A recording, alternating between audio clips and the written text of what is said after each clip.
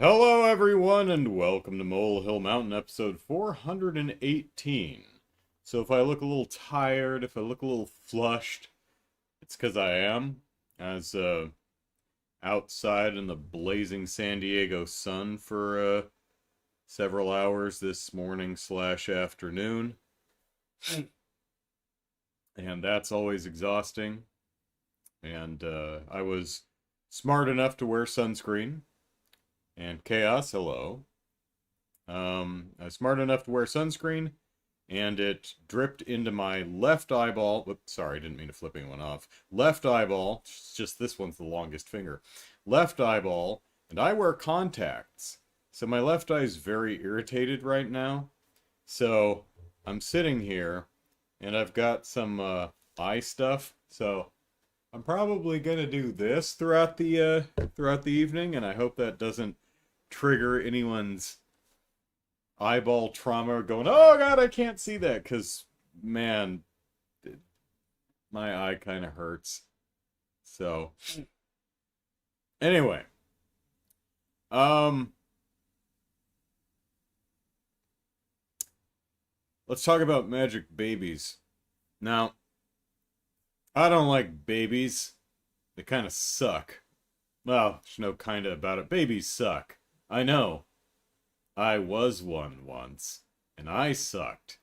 All I did was cry and shit my pants for years.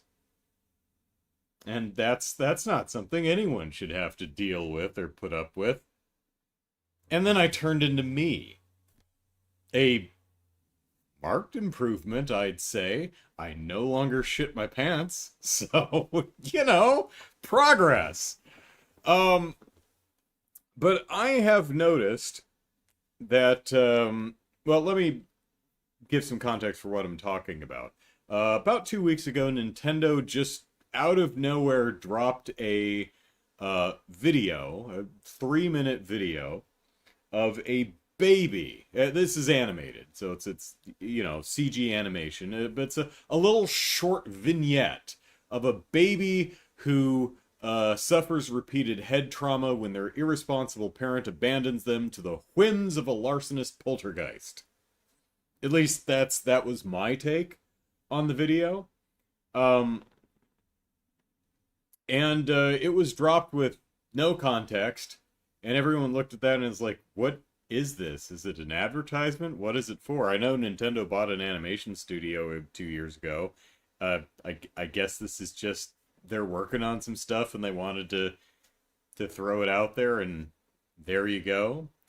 And what I was thinking is, you know what? Disney's been throwing magic babies at stuff recently.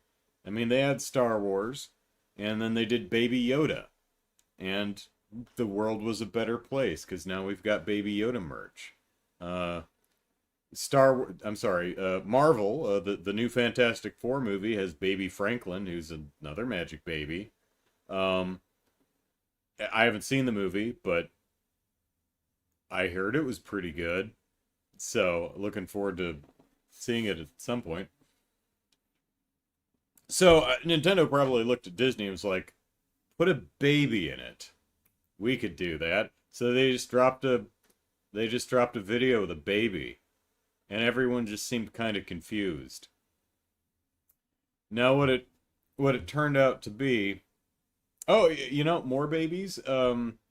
Alien Earth's primary cast were adolescents in not babies, but adolescents in adult synthetic bodies. But there is a baby Xeno for a while, so that listens to one of the adolescents in synthetic adult body. So that's tangential at least. And the upcoming Predator movie has the hero carting around a broken synthetic. So she's an adult synthetic, but she's helpless, like a baby. So I think might be onto something. Magic babies are magic. Throw babies in it to make it better. You know how some people say wrongly that movies are better when there's a monkey in it? Maybe there's something to throwing babies at stuff. You remember that level in Earthworm Jim where someone was chucking, I don't know if it was Crow or someone else was chucking the dog's puppies out of a window and you had to bounce them on a marshmallow across the screen. Otherwise they went splat in the little green goop. Yeah, that was fun. Baby throwing. That's where it's at. Boy, I have my water and the eyeball juice right next to each other. I probably shouldn't do that lest I accidentally drink the eyeball juice. Don't want to drink eyeball juice. Um, so the Magic Baby Nintendo thing turned out as many suspected, thanks to some pretty obvious musical cues. Was a Pikmin short. It wasn't a larcenous poltergeist trying to steal the baby's plastic thing that it sucks on. It's got a name. Pacifier. No, it was Pikmin. Invisible Pikmin. And there's Ghost Pikmin and Pikmin 4, but these weren't Ghost Pikmin. I think they were just... So they released the same video, but on their Nintendo app that they have on the phone, which I looked at for a couple days and then promptly deleted because it's just not how I want to consume news. There was some neat stuff on it, but I guess I'm old. I just don't want to. So they rendered out the movie twice. Once with the Pikmin invisible and put that on YouTube, and then once with the Pikmin visible and sound effects. A lot of the sound effects were suppressed on their phone app. And is it advertising Pikmin 5? Not necessarily. Is it advertising anything specifically? Doesn't seem to be. My best guess is it's just they have an animation studio and they're just working on stuff and they put something out there and, it's cute. I particularly like the baby suffering massive head trauma repeatedly throughout the short. That makes me happy because it's a CG baby. It's okay. Like I don't wish head trauma on real babies. Just like I enjoy it. Pete the puppy. That's Pete from Earthworm Jim. Just how I laugh out loud when all the puppies go splat. I don't want to splat real puppies, but when it's a cartoon, it's funny. So Magic Baby is the panacea for all that ails. So Monster Hunter. Still playing Monster Hunter. And the next little festival I think is next week. So the Halloween or spooky season festival. I don't know if there were any new monsters introduced for the festival. I don't recall there being any, but they did just recently add Omega from Final Fantasy, one of them. Still working on getting the Savage outfit. I'm still short a couple gems. To make both versions of the Savage Omega outfit, you need 2 Mizu gems, 2 Zoshia gems, 2 Arkvel gems, 2 Lagiacrus gems, and 2 Seregios gems. And I am short 1 Zoshia and 1 Lagiacrus. So, I'm also short, I think, 1 Omega Axle, so I'm gonna have to beat up Omega again. So working on that. And if you watch me play the Trails in this Cold Steel, you'll be very familiar with the fact that my brain has a couple deficiencies, one of which is I cannot remember to relink my characters when they unlink due to an untimely death in combat. So if you're not familiar, it's an RPG. When you're battling, you can link 2 characters together and they can attack together at certain points. If one of them dies, the link is broken, and it's up to you to relink. I almost never remember to relink characters. I mean, eventually I do, but, you for some reason that is just not something I can keep in my head. I don't know why. It's just something my brain blocks out. It's kind of like...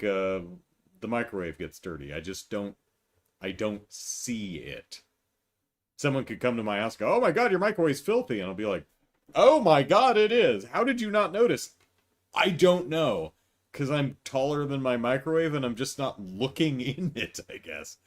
Um, so I was playing Monster Hunter today, just having, trying to deal with my sore eyeball and just having a nice relaxing hunt as I collect gems for my outfits.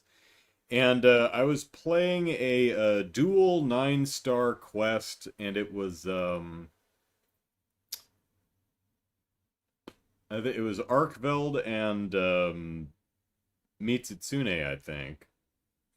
And no, it was Arkveld and Uthduna. No, it was New Udra and Arkveld. That's what it was. So the octopus one and the flagship monster in the oil well basin. So dual 9-star quest. I'm like, okay, that's fun. I need an Arkveld gem anyway. And so I enter the fight. I'm having a nice, relaxing hunt. I chop the tail, Arkveld's tail, and before I even have a chance to carve it, my Palico managed to pull the last gem. I don't know if my Palico carved the tail or threw the plundering at Arkveld. I'm like, oh, well, shit, there's the last gem. But, may as well finish the quest because I get a bunch of those talisman things. I mean, this is a dual 9-star, so I think I was in gear for like 16 different talisman rolls. So that's nice. And I defeat Nudra, the big squid monster, and then I go after Arkveld. And I have Arkveld down on its skull. So at this point, Arkveld's not a Elder Dragon, so you can cap them, but I rarely ever do that because I wanted the carves. Maybe I'd get another gem out of it. I'm like, okay, I've got another, 3 minutes of beating on this guy, and then I'll slay him, and we'll be done. And then suddenly the quest was failed, and I'm like, what? What the hell just happened? And that's when I realized the quest was limited to half an hour, instead of the usual 50 minutes. Which was really irritating, because if I had noticed that, I could have just capped Arkveld immediately and completed the quest. But I didn't realize this dual 9-star quest was reduced time limit. It's not like the game doesn't tell you. It's not like there's no indicator. I mean, it's not really like highlighted. It's like in the middle of the quest screen. The time limit's there. But I argue that the game trains you not to care about time limits. All of the hunts in the game are 50 minutes long, up until, like, way into the end game. So, and hunts in this game, at least if you're comfortable with Monster Hunter, usually no longer than 15 minutes. A lot of the early stuff is like 5 minutes. You're gonna take Chatacabra to the cleaners if you're familiar with how Monster Hunter plays. So I would argue that the game trains you not that time limits aren't a thing. So now I'm in endgame, and occasionally I'll hit a quest that just has reduced time. It's kind of the same thing, like if a quest has reduced carts, I probably would not recognize that either. So, if it was like, you only get one cart, okay, fine. I wouldn't notice. I'd go out on a quest. I'd be playing casually. I'd get carted by, Arkveld's super attack because I wasn't paying attention or whatever. I'd be, oh, okay, quest failed. I'd be like, what? Why? Oh, only one cart allowed. Oopsies, there go those 16 things. So, later in that same play session, I did another dual 9-star hunt. This one was Mitsutsune, the water fox thing, and Uthduna, the big whale thing. This one was also time restricted to half an hour. Did I learn my lesson? Did I notice? No, I did not. Oh, another indicator. While you're on the quest, the timer is in the upper right corner, at least if you didn't move it or hide the UI, that element of the UI, and it does blank out part of the clock, right? Usually it's only a 10-minute chunk because you've got a full 50 minutes, but if you've got half an hour, one whole side of the clock is blanked out. But again, I'd argue the game trains me not to care, so I never look at it because it's almost never relevant. So I'm playing and I have like 3 minutes left. When I just glance, I notice, oh crap, this one's restricted too. Crap. I don't have. I know Mizu is on Skull, but Mizu ran off somewhere. I was currently beating on Uthduna. I'm like, I have only 3 minutes left. There's no way I'm getting this. And then suddenly, Uthduna goes Skull, and I'm like, and I immediately throw down a trap, immediately throw down the trank bombs, and capture Uthduna. I'm like, okay. I look at the clock. I have 1 minute and 20 seconds left. Where the hell is Mizu? Because Mizu is on Skull. If I can get to Mizu, I can trap it and cap it, and we'll complete the quest, and I'll get my little quest rewards. Mizu, we're in the Scarlet Forest, is on the other side of the map at the base of that big waterfall. That would take almost the entire time to run all the way over there. But there is a camp fairly nearby in a cave right next to that area. So I warp to that camp, immediately run out the cave, run around the tree, around the corner, into the area at the base of the waterfall, and no Mizu. I've got like 35 seconds left at this point. I open up the map and where the hell did Mizu go? Mizu decided to hightail it for the other end of the map, and I could not catch up to it. Didn't happen. When monsters are transitioning to a new area, they are very difficult to stop. Like, the best maybe I could have lucked out and got a camp in front of it and thrown down a trap in its path, but unfortunately, the one camp that was anywhere in the near area was up in the trees, and I would have had to jump down, and it's just, yeah, couldn't get to him. Failed the quest. Because again, like linking characters in Cold Steel, I just cannot remember to check the damn quest time, because it's almost, at least for Monster Hunter, I have no excuse for Cold Steel, but for Monster Hunter, it's almost never a concern, so I guess it's not too surprising. It's annoying, though. Now, there are things you can do, like you can use lure pods and stuff to keep enemies in an area. I don't have those with my general loadout, because I was hunting casual. I didn't care. If I knew going in that I only had half an hour to take down 2 9-stars, I probably would have brought lure pods to, keep them in the same spot, especially in the Scarlet Forest, where if they decide to transition zones, they could take like a minute or 90 seconds to walk to the next area. Sometimes they swim to the next area, and there's very little you can do about it because they're in the water. There is one trap in one specific area that if you're there at the right time, you can drop rocks on their head and force them out of the water. But man alive, that was displeasing. Oh well. I do have another thing that was getting my goat is I'm playing around with the extra skill that you get from Omega's outfit, which is I forget what it's called, Dark Side or something like that. Basically what it does is at any time, as long as your weapon is sheathed, you can put up a shield around yourself, and that shield stays there for 10 seconds.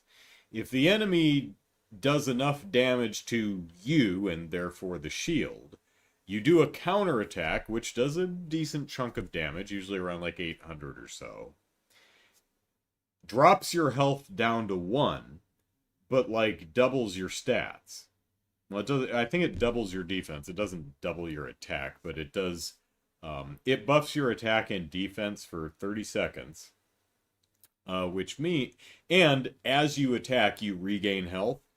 So the idea is to use that to block a super, do the counter, and hopefully it knocks the enemy on its ass, and you can start rebuilding your health real quick by beating on it with larger stats. Because you may be very tanky and you may double your defense, but if you're on 1 health, it's not going to matter if they manage to soak your counter and just poke you right afterwards. So, fun mechanic. Nice little risk-reward kind of thing. Here's the problem. So often, even the most rambunctious monsters like Arkveld, who's just all over the place, like chain slam, flip in the air, double chain slam, tail poke, more chain slam, explosion. Dude does not sit down and take a breather. Except when I put up the shield. That guy can chain slam, double backflip, tail poke, double chain slam, explosion. I put up the shield and it's like, oh, I'll wait. And it just sits there and stares me down for 10 seconds. I waste the whole damn thing. And that happens repeatedly. Seregios was doing the same damn thing. Another monster that does not sit still until... Now, granted, what's happening here is I just suck and I keep putting out the shield at the wrong time. But the way I feel when I'm playing it is the monster's just like, oh, you're putting up the purple shield of death? Yeah, I'll wait. No. You stand there like a dope. As soon as that shield goes down, I'm gonna pull a super on you. Because you can't put that back up for another 90 seconds, buddy. Oh, those wily monsters, I tell you. Still a fun game. So, AI is bad. Generative AI. I miss the days when we were talking about AI, we were just talking about, like, scripts that run in software. You know, we'd be playing GoldenEye on the N64, and we'd refer to the AI that governs the behavior of the enemy combatants, right? It's like, oh, the artificial intelligence of the enemies in this game is such that they'll hide behind stuff or try to flank you or call for help, right? That's the kind of AI I miss. But nowadays, it's the the large language model plagiarism, bad for the environment, constantly wrong bullshit that everyone's trying to stuff down our throats. And I keep seeing articles from people who I would hope know better, like George Miller was interviewed in The Guardian in the last week, saying AI is the balance between human creativity and machine capability, and no, it's not. There's no creativity to it at all. Bloomhouse, forget Jason Bloom, the guy who owns Bloomhouse, he says the consumer does not care if what they're looking at is AI. We've got to embrace it, but ethically and legally. It's like, wow. I didn't realize Jason Bloom was a moron. Literally everything he said is incorrect. The consumer doesn't care if what they're looking at is AI. I mean, some don't, sure, but a lot of people really, really, really do. Like, I am continually amazed that companies aren't, like, downplay... Like, the AI as a phrase is completely poisoned. It's utterly toxic now. Even if what you're talking about is AI scripts governing the behavior of enemy combatants in a video game, I would come up with a new phrase. It's like, I'm not going to call it that. Nope. Or even something like dictation software. Right? Oh, it's AI. No, it's not. But, it's just dictation software. Like, don't Don't call it that, because a bunch of people, not all people, but a bunch of people are going to be like, oh, I'm not using that then. And then he goes on to say, we've got to embrace it. No, you don't. Like, you remember the before times when it didn't exist and you were still successful? So no, you don't have to. It says, but we need to embrace it ethically and legally. Well, ethically, there's no way to do it because it's built on stolen data. Sam Altman and others have said on record in front of Congress, if we have to ask permission of the owners of the copyright that we're using to train our product that we're selling to other people, then we don't have a business model. And it's like, yes, you don't have a business. What you have is organized crime. I mean, you know, it's like, look, if we can't steal other people's shit, we can't run a business. It's not a business then. Sounds like a you problem. Drives me nuts. It drives me nuts. And now I'm reading in, this is from a couple days ago when The Verge was talking to Yusuf Mehdi, who's let's see, works for Microsoft. Chief Marketing Officer and Executive Vice President of Microsoft is talking about the future of Microsoft OS and says, we think we're on the cusp of the next evolution where AI happens, not just in that chatbot that everyone fucking hates. Sorry, he didn't say that. That was my own little editorial insert. I know it was really subtle, but that one was me. I just want to make sure that everyone's clear that that was not part of the quote. Not just in that chatbot and gets naturally integrated into hundreds of millions of experiences that people use every day. No, it's not naturally integrated. It's put there by you. Anyway, he goes on to say, the vision that we have is, let's rewrite the entire operating system around AI and build essentially what becomes truly the AI PC. I look at that and I say, please don't. Please. Like, I'll start an OnlyFans and I'll give you a free subscription. Or better yet, I won't do an OnlyFans if you don't do that. The article goes on, and you should be able to talk to your PC, have it understand you, and then be able to have magic happen from that. With your permission, he says, we want people to be able to share with their AI on Windows what they're doing and what they're seeing. The PC should be able to act on your behalf. I speak only for myself, of course, but I really, really don't want that.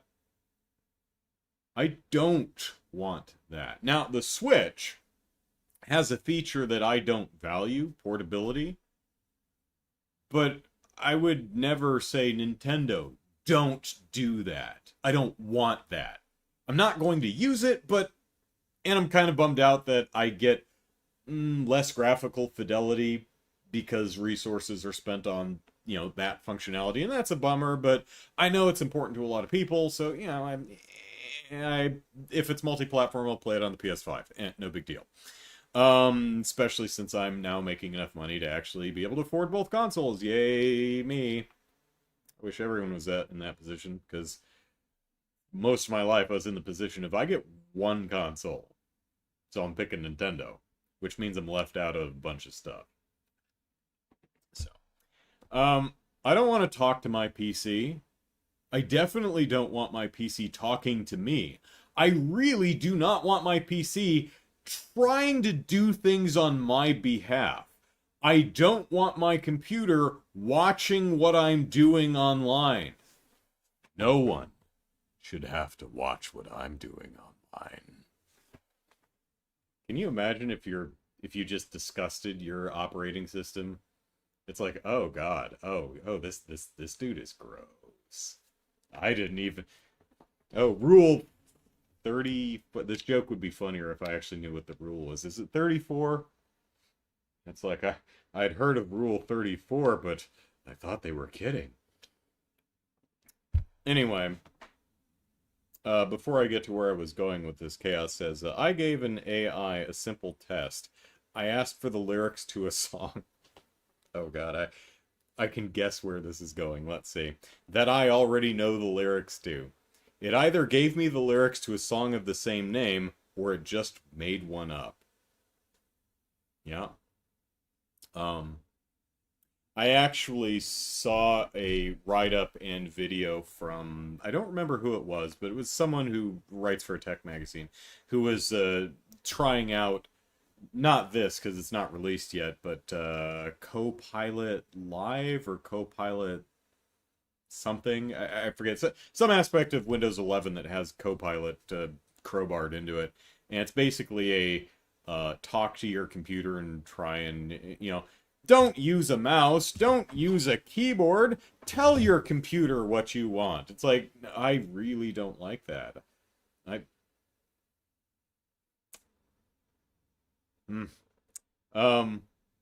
Anyway, he was trying to get the computer to recognize an image of a handheld gaming console, and it just could not do it. And that in and of itself wouldn't bother me so much, except the AI, of course, repeatedly, confidently asserted what it was, even though it was wrong. So far as I've seen, I've been testing AI for like 3 months now, 4 months, Jesus, 4 months now. I have never seen an LLM chatbot ever say, I don't know. Because it doesn't know anything. It will just make shit up, like Chaos said. Chaos goes on, when I corrected it and told it to try again, it did give the correct lyrics on the second try. Sometimes it will, sometimes it won't. Like, I've run tests like,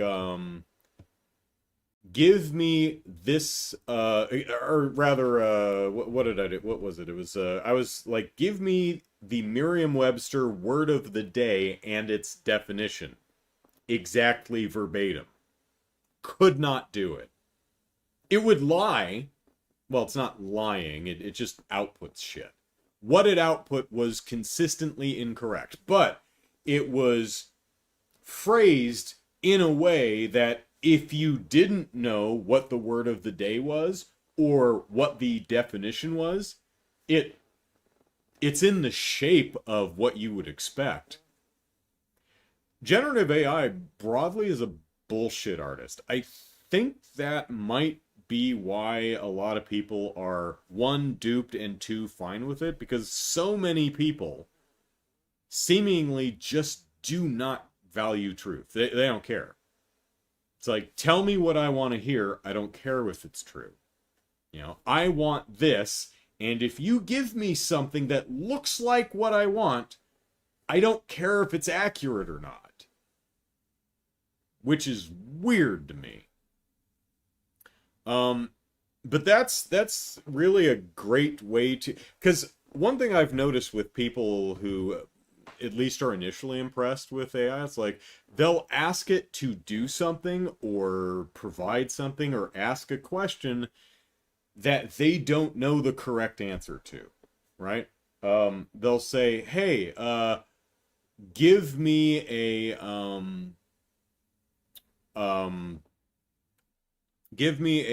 itinerary for a week-long stay in Seoul. And it will give you what looks like an itinerary for a week-long stay in Seoul. Is it correct? Do the places that it suggests you go, do they exist? If they exist, are they open? Are they anywhere near each other? Is it actually reasonable to visit all these places in 1 week? I don't know. I've never been to South Korea. And neither has the person who... But they're like, oh my god, it's amazing! It's like, is that correct? Oh, I don't know. I once asked, testing, asked it to give me the medical procedure for neutering a dog. And it did. Step-by-step instructions. They look reasonable, but I'm not a vet, so I have no idea if that's correct or not. So what I do, and what I tell people is, if you want to evaluate, if you care what's true and you want to evaluate the feasibility of using AI in any particular way, here's something you can do. Ask it something you know the answer to. Right? You know, maybe you are a nutritionist. You can, if so, you could ask it, give me a meal plan, a week-long meal plan with this criteria. As a nutritionist, you'd probably be able to pick up on if the meal plan didn't make sense or had some deficiencies in some place, or if the calorie counts didn't seem reasonable, or if the grammage of the protein was off.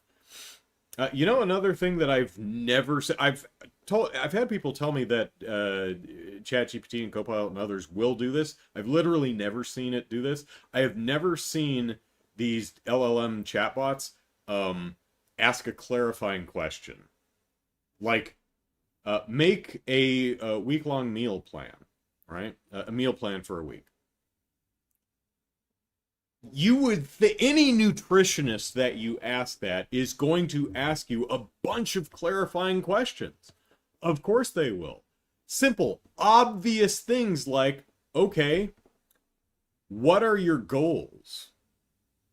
What are your goals? What's your body type? What are you aiming for? Are you looking for weight loss? Are you looking for bulking? What is your current weight and what are you aiming at? That kind of stuff. What kind of foods do you like? Do you have any dietary restrictions? Are you a vegetarian? Are you a vegan? Are there any foods you want to stay away from?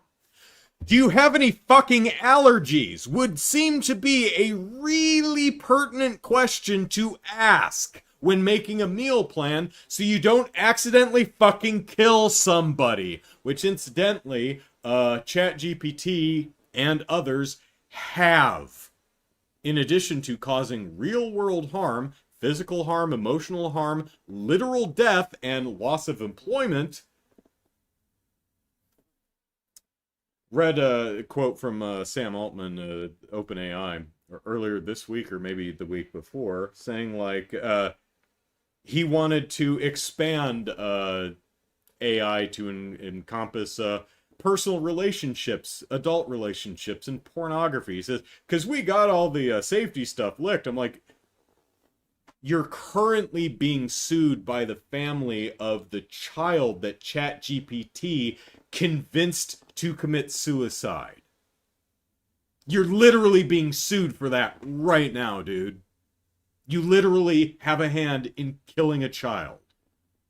And it's like, oh, no, we got that licked. That's not a problem. On to the porn.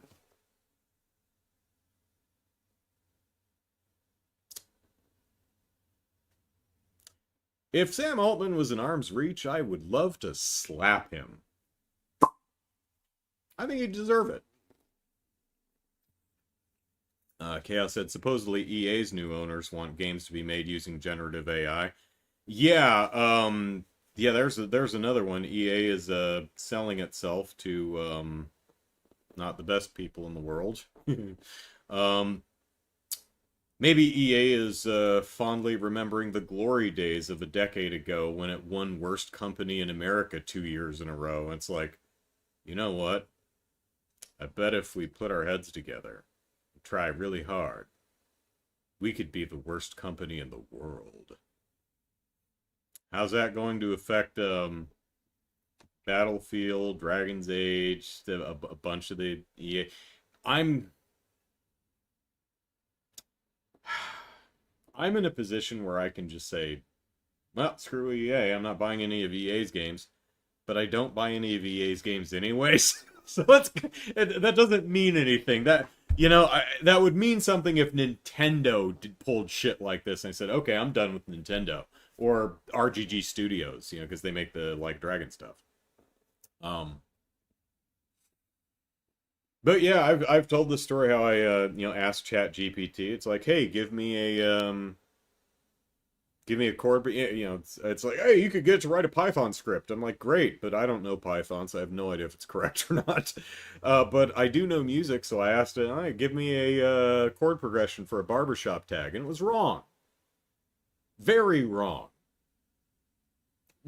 literally factually incorrect, and kept being wrong. And to me, that's a problem. But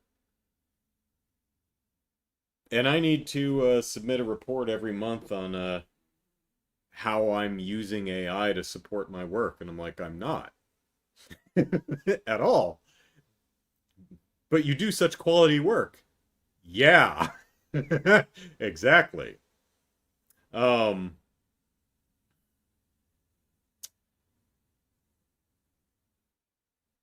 if they do that, EA won't exist in 5 years. Certainly not in I mean, the name EA may still be there, but I agree. Yeah, it's just no one's gonna be there. Like, I don't think a enough people now there's a bunch of tasteless dipshits who disagree, I suppose, but I don't think most people, or at least enough people, want AI art or movies or cartoons. Like, someone's going to make an AI film that's going to release in theater, and it's probably going to do pretty well just because of initial curiosity, and then it's going to friggin' crash when everyone goes, oh, it's just incoherent garbage. It's friggin' that's again, that's the thing that just kind of boggles my mind is the output from AI is crap. I mean, you ask it to do work and you frequently have to correct it.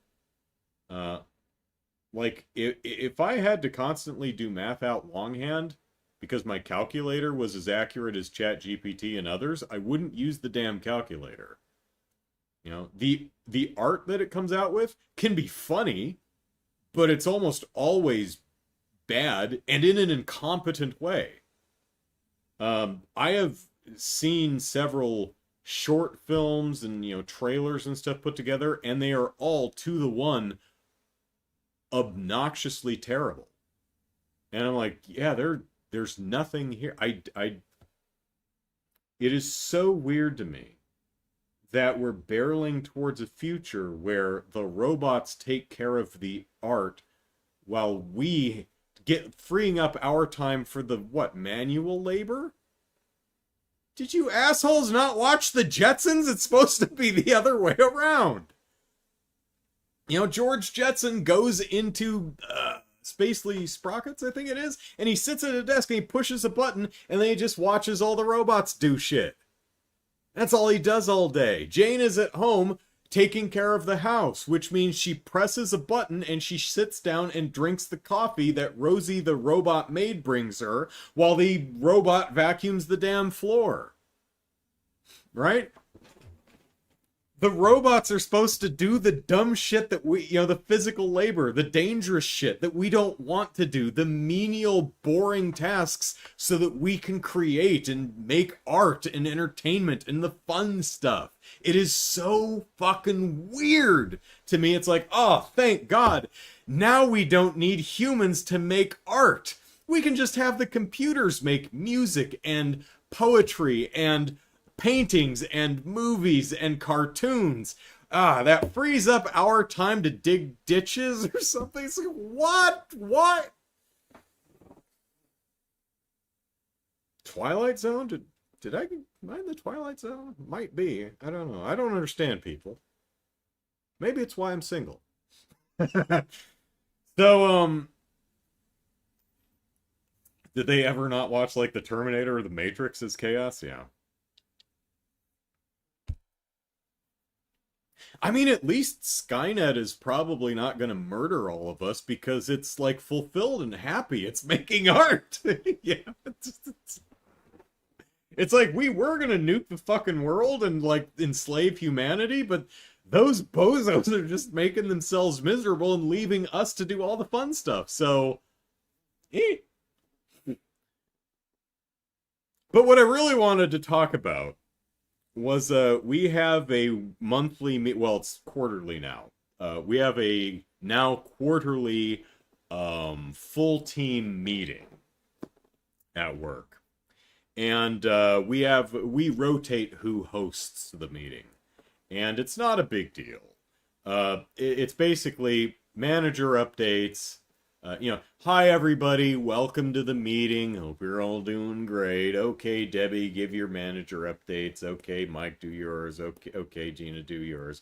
And okay, now the manager updates are good. The floor is open for any points of discussion or questions. La da da da da. Okay, now it's time for the game.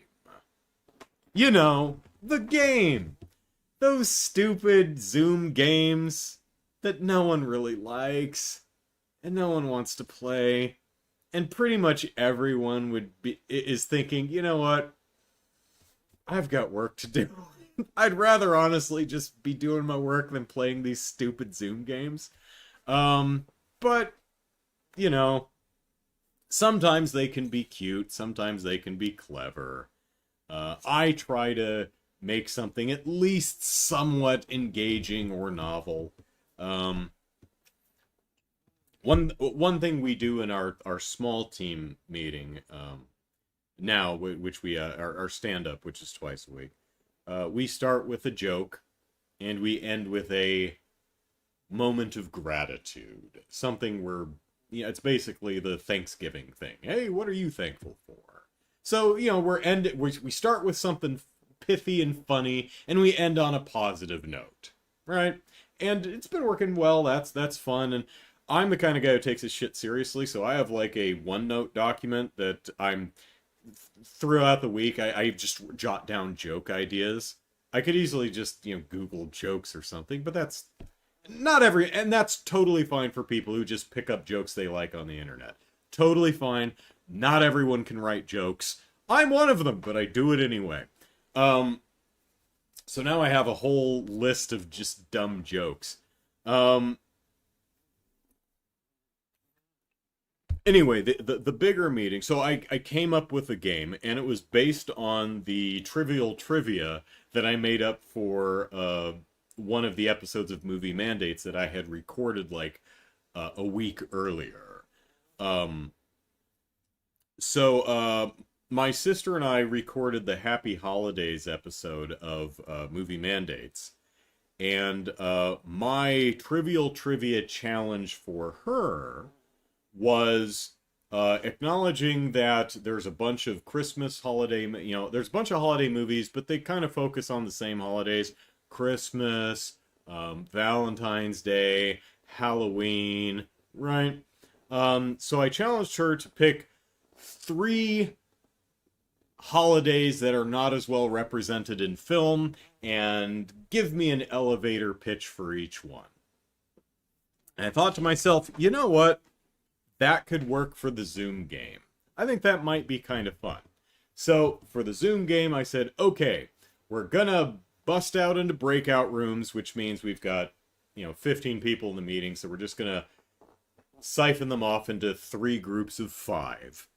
And you're going to pick a holiday, and you're going to write an elevator pitch for a movie based on that holiday. And I clarified that an elevator pitch is, I'm a successful, renowned movie producer, and we both get in an elevator. You have the amount of time it takes the elevator to get to whatever floor we're going to pitch me your movie. So just a 1, maybe 2-minute basic description of what the movie is, right? So I break them out into rooms, and they come, give them like 12 minutes, and they come back in, and the first one was someone had Juneteenth, which is cool. You know, there's a movie called The Blackening, which is a movie about a bunch of friends who uh, meet up at a cabin in the woods over the weekend for the Juneteenth holiday, and um, there's a slasher trying to get them. It's actually a really good, really funny movie. I don't like the title because I was like, Friday the Juneteenth was right there, you know? So why is it? Anyway, um, someone had like there's a National Colors Day or something. You know where they have the like color runs where they throw colored powder and shit all over the place. Um, and then the last one was Talk Like a Pirate Day. And I thought that's a pretty good choice. I like that. Talk Like a Pirate Day. Because I can't think of any movies that are based on Talk Like a Pirate Day. And there's a movie on Groundhog Day. So, quite deserving. So, um, I gave them, I'm like, pick a holiday, create a quick pitch for the movie, and then nominate someone to pitch the movie to the whole group. And then we will vote. I created a little poll so that we could vote on which pitch we liked the best, right? So Talk Like a Pirate Day, and he starts pitching the movie. And it is immediately very clear that he's just reading an output from ChatGPT. They broke out into a room for 12 minutes. I believe that they picked Talk Like a Pirate Day. I believe that was original to the group, and that's a great idea. That's fun. But then they just prompted ChatGPT to write them a pitch. And then they just read that verbatim. And it was like 5 or 6 minutes. Because, and I'm not sure if it was a bad prompt or if ChatGPT just doesn't understand what an elevator pitch is and wrote a treatment instead. Because there was, basically it was a full plot summary, including a cast. It had Scarlett Johansson and Ben Stiller. And it was garbage. It was stupid, incoherent, nonsensical garbage. Kind of like if someone is explaining their dream to you, like you wake up in the morning or having breakfast, like, so I had this dream last night and this happened, this happened, this happened. And it's funny because dreams are just weird like that. And it's like, oh man, that is weird. But this is supposed to be a movie pitch. It's supposed to take you a minute. And they couldn't. Honestly, I got, you know what? My feelings were hurt. That hurt my feelings. You know, I took the time to make a game that I hoped would be at least a little bit fun, a little bit engaging, would spark some creativity amongst a bunch of technical minded and creative people, and they couldn't be fucking bothered. They just plugged it into ChatGPT and read the output verbatim. I'm willing to bet that them reading it out loud was the first time that they'd ever actually heard it. Just didn't care.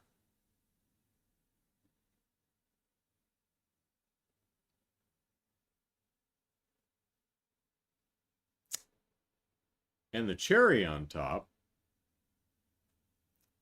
that one won the vote.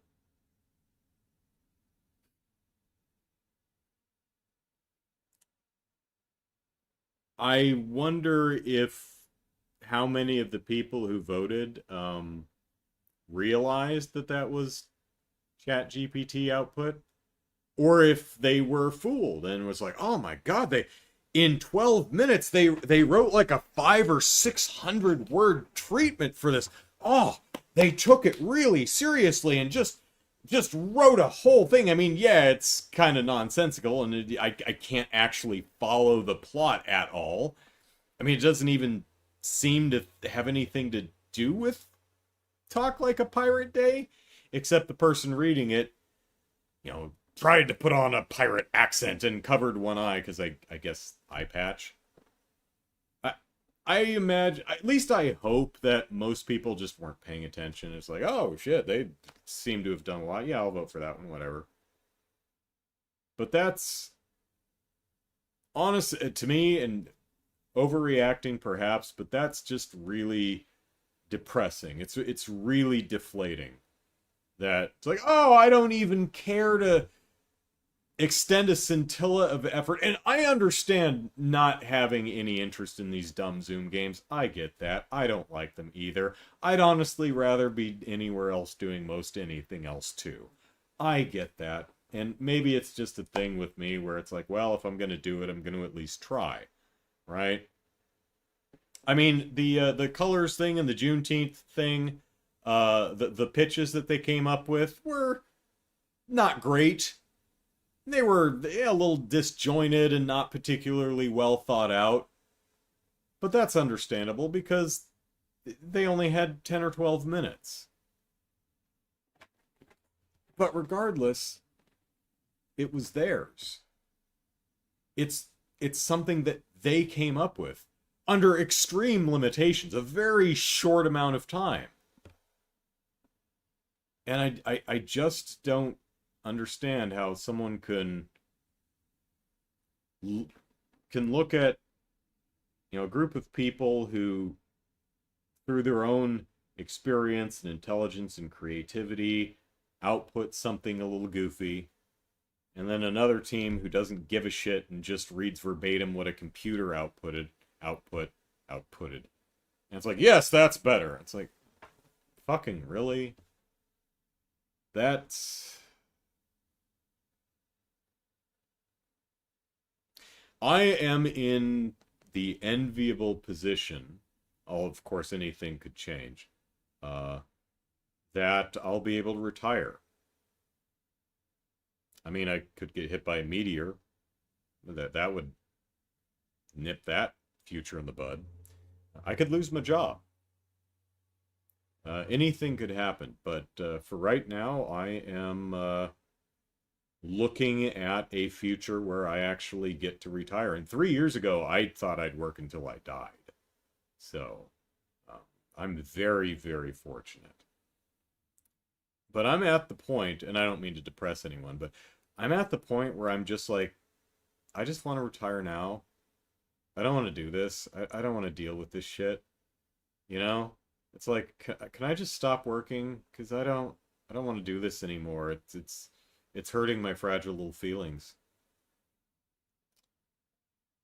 But I'm 20 years away from retirement, so no, I'm gonna have to put up with that for a while. I just, I just I don't understand how anyone could be proud of work that they didn't do. I that that type of thinking is so alien to me. And I'm aware of people on the internet who use generative AI to produce music, and they're so proud of it. Look what I did. Look, listen to it. It's so good. Look what I did. I don't get that. I mean, now if someone was lying and saying like, no, no, no, I didn't use AI. No, no, I did this. I wrote the lyrics and I composed the melody and the instrumentation and I played it and I sang the lead vocals and the backup harmony and I drew the EP cover art and I did this. No, they're like, no, I used generative AI to make, look what I did. It's so good. Look, I don't get that. I do not understand I don't understand how that's not embarrassing. I don't understand how that's not humiliating. I don't understand how anyone could not feel like the most worthless, pathetic, emptiest piece of shit doing that. I don't get it. And I've had people say, "Hey, oh, you could use generative AI to write your YouTube scripts." It's like, why the fuck would I do that? Why would I do that? They wouldn't be mine. I mean, even if it could write worth a damn, it wouldn't be mine. I couldn't take any pride in the work because I didn't do it. I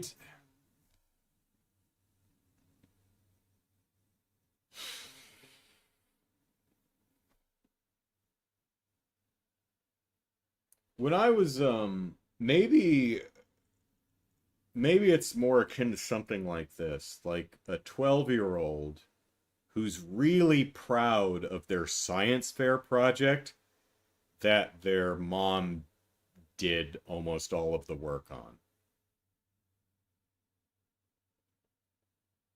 right? Kid goes to school and sets up their little science project, and it's got all these cool charts and this cool illustrations and this really well built thingy merbobber in the middle, and they're so proud. And it's like, I think that's a different thing, though. I don't think that's really pride. I think that's more, I'm getting positive attention, and I don't really have any understanding of pride in my own work. And I wouldn't hold any, I don't go to science fairs, middle school science fairs, and yell at the children. I've got video games to play. They're 12, they're kids. They don't understand that shit. That's fine. But I'm talking about adults who are doing something in that neighborhood. I don't understand how you could be proud of work that you didn't do.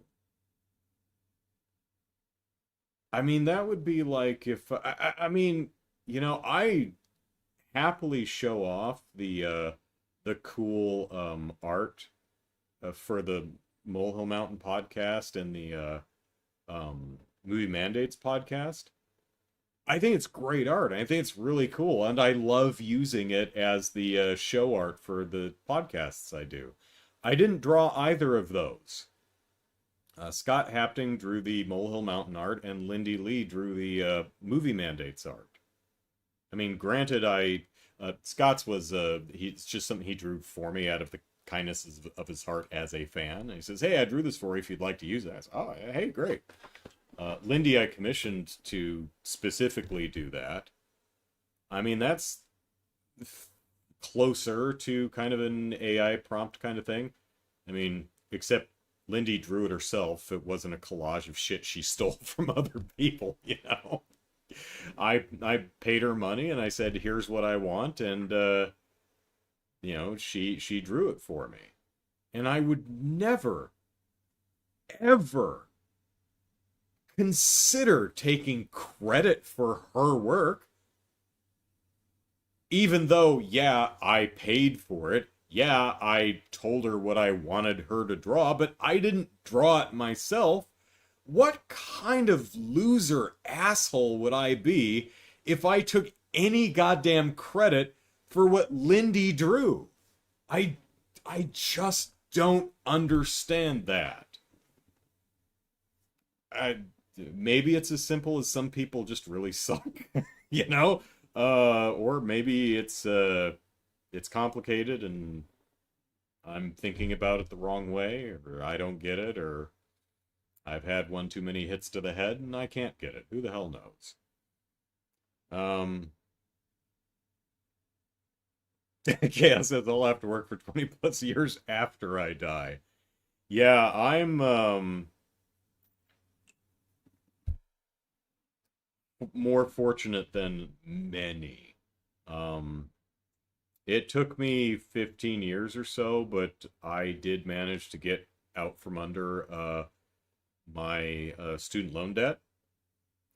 I finally got out from under that in my mid 30s somewhere. A lot of people are just endlessly trapped under that. Um, I was for a long time kind of stuck in a job that was not paying great, and was definitely the kind of I'm gonna work till I die kind of a thing. And I'd kind of resigned myself to that, but then 3 years ago, I really lucked out. I mean, there's definitely skill involved. It's uh, I worked hard to get that job, including teaching myself JavaScript in a month. And getting certified. Granted, I do have a background in programming, so picking up another language wasn't as difficult as it would be for anyone starting from complete scratch. But I did the work. I studied and worked and did practice interviews, and I worked my ass off to give myself the best chance that I possibly could to land this really good job that I'm fortunate enough to have now. And while that was definitely a part of it, another part was absolutely unequivocally luck. Because I wasn't the only one aiming for that job. And I had a leg up that others didn't have. I knew the guy who would be my manager. I'd worked for him before. We knew each other and he liked me and could put in a good word for me. In fact, the recruiter, they get all the resumes, the hundreds of resumes that they get, and the recruiter looks at the resumes and goes, yeah, yeah, no, no, yeah, no, and sorts through them before they go to the managers and the other people who will decide on who they want to do a pre-screening interview with, and then who they want to call in for an actual interview, and so on and so forth. So the first step is someone just goes through all the resumes and the applications and just yes knows them. I was in the no pile. But I knew a guy, and he called the recruiter and said, hey, put that guy in the yes pile. Give him a phone interview. Make sure that the recruiter calls him just to give him a pre-screening interview. I think you'll like him.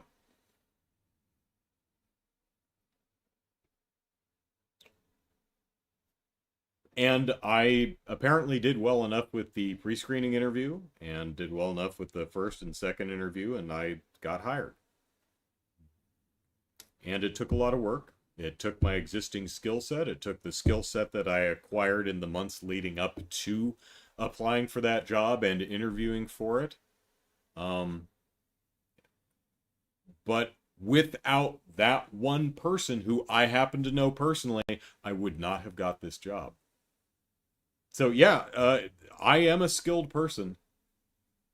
I got it in part due to my own hard work and skill and ability and go get 'em attitude. But there was a not insignificant component of luck in there. I happen to know a guy. And if I didn't, I'd probably still be working my last job and be staring down working until I die. I definitely wouldn't have a PS5. And isn't that the most important part of this whole thing? So I always try to, keep myself grounded and keep that humble perspective. Like, I acknowledge, my strengths and, of course, my weaknesses, but I also try to be sure that I acknowledge that sometimes I'm also rocking a lot of privilege, just not wealth, really. And I always try to keep that stuff in mind, right? I'm not owed any of this shit. But all I can really say is I hope everyone experiences the same good fortune that I was fortunate enough to experience. Because I am currently not too terribly fussed about things like food or making rent. you know? Um, Granted, if an organ explodes, you know, my apartment burns down, that's going to be a significant issue, particularly medical problems. Like if my appendix explodes, that's yeah, right. But it's really lovely to be able to just pay my rent and buy my food and the occasional video game and be pretty healthy and happy. And I wish that was the at least the baseline that everyone could experience, you know? So, and the fact they used ChatGPT to complete my Zoom game, it really hurts my feelings. Is just what I wanted to to convey. So, I think that's where we'll call it for tonight. I gotta go shopping. Gotta get some more food. Um, it's nice because groceries are expensive. God damn, I went shopping, you know, last week, and I think I spent I went to Vaughn. I think I spent $80 at Vaughn's alone, and that was with like a $20 coupon because of their silly points reward system thing that they had. And then I think I spent another 60 at Sprouts. Oh yeah, food's getting expensive. So anyway, Extra Life charity event. I think we're like 2 weeks away. Lots of fun stuff planned. So I hope you're looking forward to that. I certainly am. Kelly will be out here, so we'll be playing Trails original for a little bit, Trails remake for most of it, Stellar Blade for the After Dark segment, fitness boxing with Hatsune Miku at 9 o'clock and 3 a.m. to help keep us middle-aged people awake, and I think you can see it behind me, the Hunt a Killer tabletop investigative mystery game sometime in the morning, around 8 o'clock or so. So, yeah, lots of fun stuff planned. Hope you're looking forward to it. And I'll see you tomorrow for the Sunday stream where we'll play some more Cold Steel 2. That's it out of me. Thanks, everyone, for hanging out and listening to me yammer. Hope you're all doing well, and I wish good things for y'all. So take care, everyone. Bye-bye.